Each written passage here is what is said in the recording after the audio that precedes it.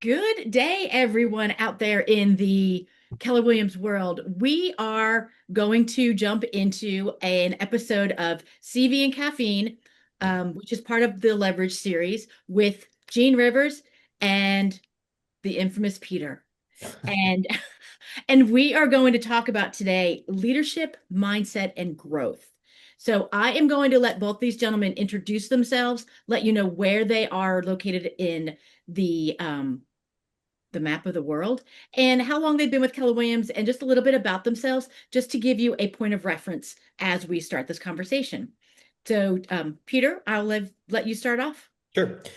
That's great. I don't want to follow Gene. So Peter Chabris, I'm in Cincinnati, Ohio. Well, our companies are in Cincinnati, Ohio. Founder of the Chabris Group. We're a level seven business.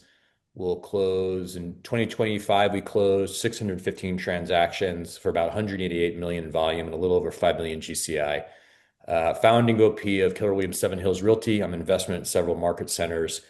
Keller Williams University Master Faculty and Certified Leverage Instructor, and coach to mega agents looking to exit production. Awesome. Gene, it's all you. Tell us about you.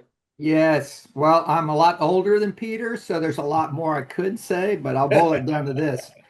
I've been in the residential sales industry for 37 years. My wife and I quit our jobs and went into real estate together at the same time, and we haven't really looked back. I've been with Keller Williams since there were about 2,000 agents in the company, and it's been a long ride. Today, we have our own agent business still running and still doing sales. We've done about 7,000 sales aggregate over our career with our team.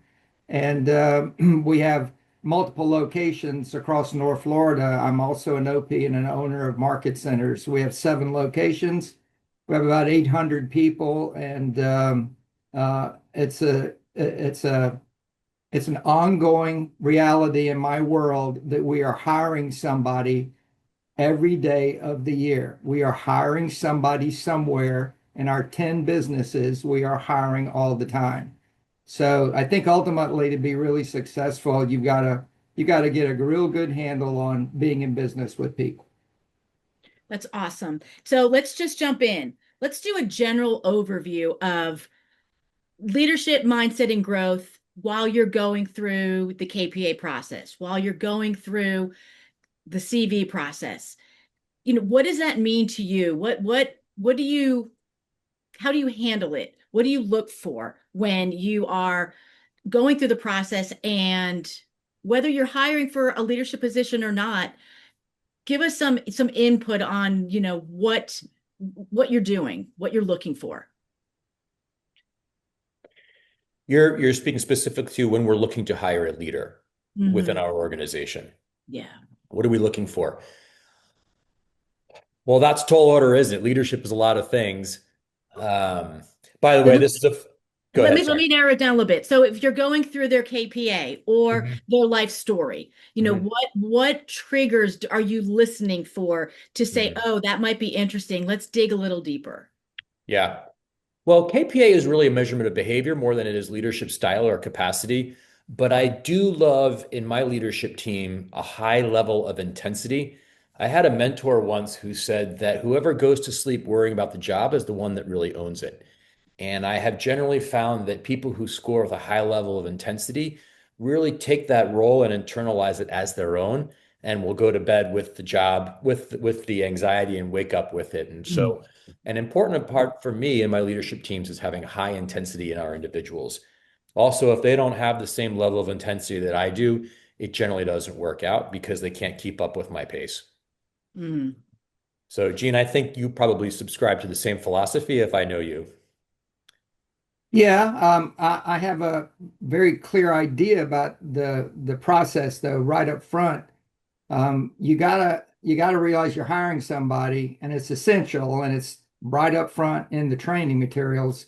You're looking for somebody to do a specific job, and I don't mean everything they have to do. I mean the 20%.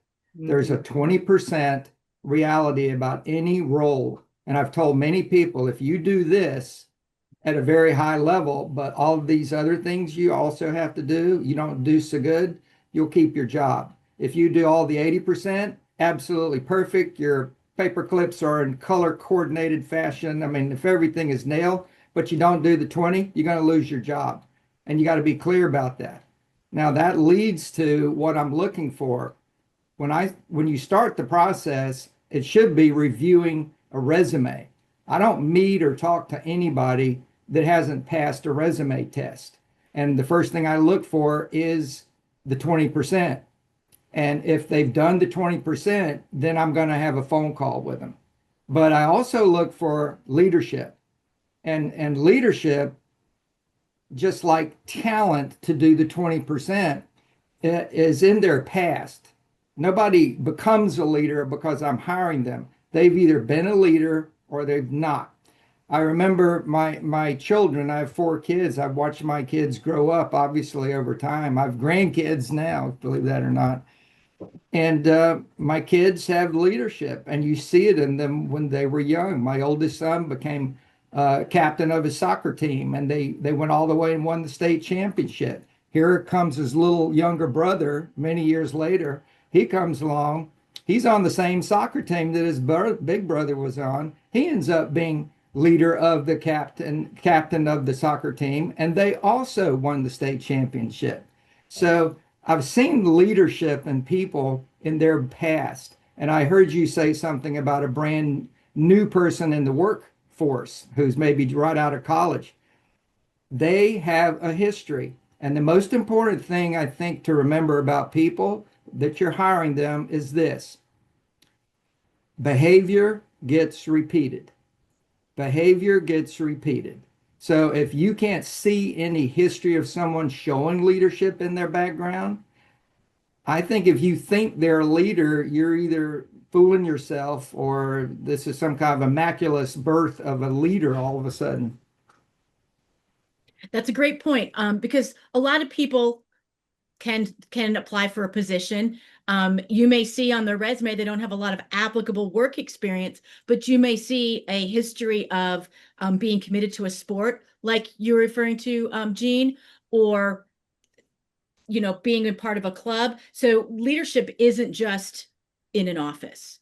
And I think that's really important for people to know that when they're hiring, there's, success leaves clues. There will That's be right. clues along the way, um, That's right. to hire somebody. Um, so once to your point, Gene, you've created the job description, you know what the person's 20% is. You start going through resumes, and then you start selecting who you're going to take through this process. What are some of the other clues or things that pop up that trigger you to think, oh, this person may have more potential than I even had originally thought? And like, for instance, like, have you hired somebody that was on just a regular track of being hired on a team, but there were some clues that you thought they could be leadership, that they were high enough caliber of talent that they could go far? Do you guys both have experiences with doing that? I'm sure he does, and I know I do. Yeah, I mean, I think when you're talking about sales realtors on a sales team or agents within a market center, the first step of leadership is being able to lead yourself and take responsibility for self and your actions and ultimately your results. And I don't know that I would ever I don't know that I would ever put someone in a leadership role in any of my organizations that hadn't demonstrated leadership somewhere else. And if we're talking about leadership in a sales organization, it's got to start with demonstrated um, success in production, right? Because ultimately, at 100% commission, your success is determined by the actions that you take, the mindset that you bring with you, and the consistency and the consistency of your actions and the responsibility of your mindset. And those are really core attributes for any leader. They've got to be able to take responsibility for themselves before you can put them in charge of anyone else. And I think if I'm speaking the truth, the majority of real estate agents aren't capable of doing that. And so your leaders on your sales floor will stick out really quickly because they are taking that responsibility and they are seeing that commitment to themselves and to the work at hand. You want to add to that, Gene? Any of your I experience? want to go back to something you said, which I want to maybe look at it differently. You mentioned when I'm starting to go through the process with somebody. That's not my mindset. I absolutely believe that the people we want to hire are a small minority. Hmm. I hosted a panel at Family Reunion a few years back, and it was people who had all done a lot of hiring, and some of it was market center leadership, and some of it was large teams. And I asked one question. I asked all of them, how many resumes do you think you need to get in order to have a really great chance at hiring true talent? And the lowest number I heard was 100.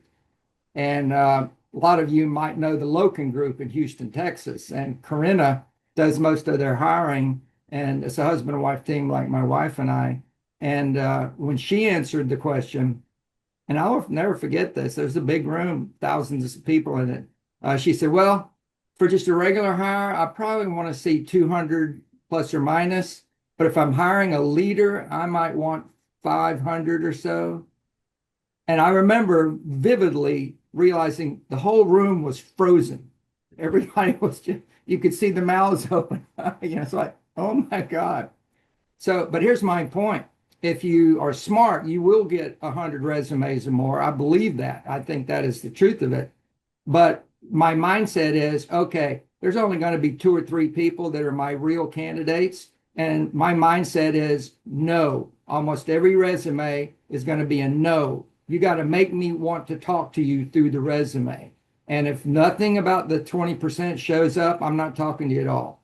If the 20% is there, but I don't see signs of motivation, intelligence, and integrity, if I don't see that somewhere in the resume, I'm probably not going to talk to them because I'm trying to find the one that when I look at the resume, I go, oh my God, oh my God, oh, I'm calling this person now, and I'm going to call them now Yeah. because the great hires, other people are looking for great hires, and when they find them, they'll hire them right out from under you if you don't take action on it. So I think it's about I'm not going to take more than probably 6 or 8 people into the actual process, meaning ordering KPAs. I get 100 resumes. I rarely will order more than 8 or 9 KPAs. Just it's never going to get that far. You mentioned looking at the resume and seeing motivation and integrity. Yeah. How does that show up on a resume? Well, give us some examples of, when you've seen what you've seen to come up with those ideas about the person. Absolutely, absolutely. It's an old saying, everybody's heard it. If you just listen to people, they'll tell you who they are. And a resume is they're telling you who they are, and then if I like what they've told me, I'll get on the phone with them. And one of the best examples of motivation, I love to hire this kind of a candidate, somebody who's just graduated from college and they graduated with 3.5 GPA or higher, and they did it in 4 years or less, and they worked the whole time through college. And work is a loose term. If they Sure. played on the soccer team at the university all 4 years, that is a job. They have to be a team player. They have to understand defeat and victory and not to get too upset about either one of those. And they need to be coachable and they need to have time blocking. There's so much in that package right there. When you see that resume going, all right, I'm looking at a crackerjack here. I want to talk to this person. And I'm not kidding about this. Mhm. The first hired that we made to replace me as the listing agent on our team. I hired exactly who I just described. And she had a 30, 60, 90 training. And I just told her, look, you're going to be by my side for the next 3 months. Just we are attached at the hip. If you get it up, if you pick it all up really fast, I'll give you more freedom sooner. But she just spent 30 days with me. And at the end of 30 days, I wasn't doing anything any different. I did what I normally did. I was just explaining what I'm doing and why I'm doing it to her. And she was taking notes and she was asking me questions and she showed what I expected, how smart she was, how quick she was, how motivated she was. And she was eager to start doing appointments on her own. The second month, she did half the appointments. I was there with her, but I told her, I'm going to let you do the appointment unless I think you're about to blow $8,000. And I'm going to say this, I'd like to interject something here, and that means shut up. And I only had to do that twice. My goal was 10 appointments a week, and you never hit that if that's your goal. You'll hit 7 or 8 a week. So she'd set in on over 35 appointments.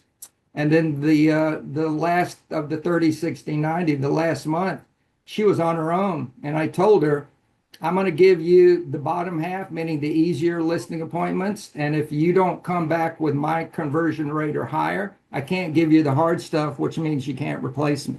So she came back and she beat me. She beat my conversion rate. She beat me. She beat me. I still don't know how I feel about that, but she beat me. Um, That's, Peter, do you have an example similar to that of someone that you've hired that went well in a leadership role, or maybe someone that you hired that you had a higher potential for and they just didn't live up to it and there was something that maybe you missed or they did not reveal? That's a good question. I don't know that it's ever, Angela, a question of them not revealing. I think it's more about you not doing enough due diligence. Gene raises a good point. If you listen long enough, what was it? If you listen long enough, people tell you exactly who they are. I they'll love tell you that. exactly who they Yeah, I love that. And I think that's true. And I think, more often than not, we find ourselves, at least when we get started in this stuff, hiring from a place of pain. And when you're in pain, you don't have time to listen. You just want to get out of the pain. And every time I've made the wrong hire with a leader, and there's been plenty of those times, if you pick up the old file from when you ran them through CV, the signs were there and you chose not to look at them. And I think they typically show up in, if we had, I mean, they can show up anywhere, but I think the two places where they really show up is the life story and the references. And so those are the two, That's those are the two places I slow down the most in the process. And those are the two parts of the process that I apply the most pressure on because it is a long process and you kind of figure out what are the so-called hacks. I find those two places to be the biggest hacks, where you get the most return on your investment that you put into the process. I'm not sure that answers your question. I guess you want an example. No, I mean that definitely answers it. When you guys are hiring for a leadership role, do you do it all yourselves? Do you engage with a defense panel? Like what is your MO when you're hiring a leader?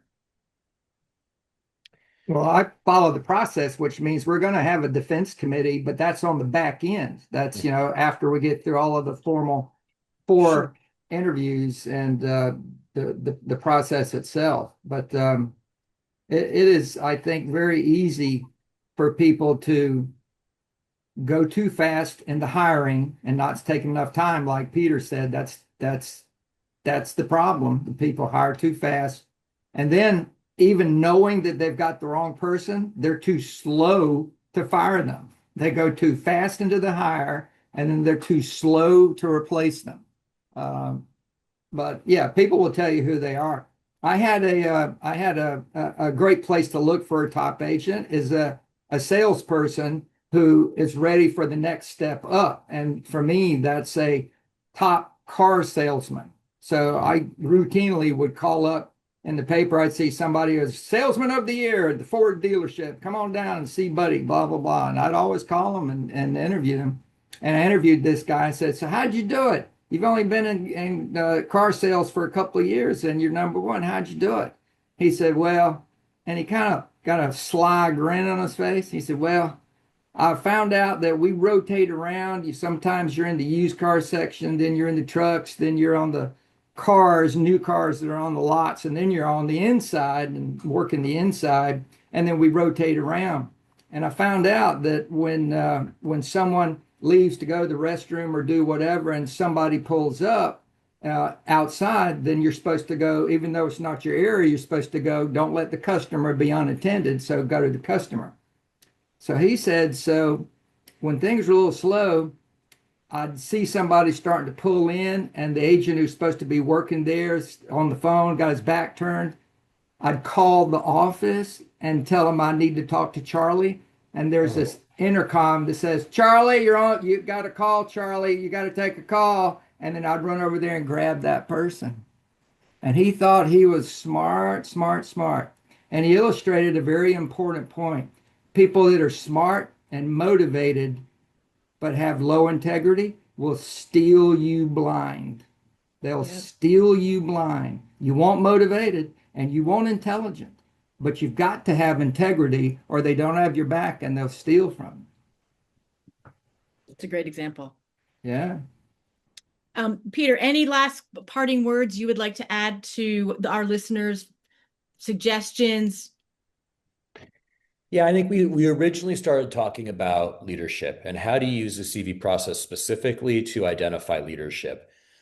And the thing that I think, if you're going to ask somebody to take responsibility for more than just themselves, they have to have like a ruthless ownership mindset.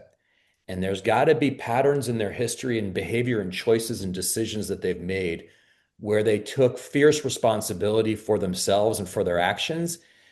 And if they can't do that, with Gene, I think is an extension of integrity, right? If they Yeah. can't do that and you don't see multiple iterations of them taking total responsibility for their decisions or for the decisions of people they're responsible for, they're not leadership quality and they never will be. If you don't have that ownership mindset and that 100% accountable mindset, I just think you're going to be disappointed with the quality of the leadership you see from that individual. And that shows up in the life story the most. Because when you talk about what you learned and what you did and what were the wins were and what the highs and lows, you will hear ownership language come up constantly. And you'll also hear victim language come up. If you're gonna hear victim language, the last opportunity you have to flush it out is during the life story. And so that's why I put so much pressure on that part of the process when I'm interviewing leaders, potential leaders. Mhm. Any final parting words on your behalf, Gene? Just to take the training, if you're going to be hiring people, even if irregular, but you're going to be hiring people, take the training every year. It's a big time decision. It's worth hundreds of thousands of dollars making that one hiring decision. So take the time to take the training and keep taking the training because if you're not doing a lot of hiring, you're rusty as a nail when you go back and hire again, and you're going to likely screw it up. So take the training and then look at people. And you mentioned this early on, get somebody new at the bottom who you believe to be talent, and then give them responsibility, give them further opportunity, and develop their leadership. I think a lot of people have never had their leadership developed, and you can help people develop their leadership. So you might not see a lot, but if you see a lot of good stuff, I would take a little bit of a gamble putting somebody in an entry level position and groom them up. I have an MCA in one of our offices who started at the front desk, and we thought she was really talented, had a lot of positive energy, and she ended up moving into the DAS position, Director of Agent Services. And lo and behold, after 4.5 years, she's the MCA. And it's just an amazing thing to watch people grow and get new positions. And, there's some key positions in a market center and in larger organizations that I wouldn't hire anybody at this point from outside. I'm always targeting people inside that are going to be my next top leaders. So I've lived with them. Awesome. Well, thank you, gentlemen, both so much for being with us today.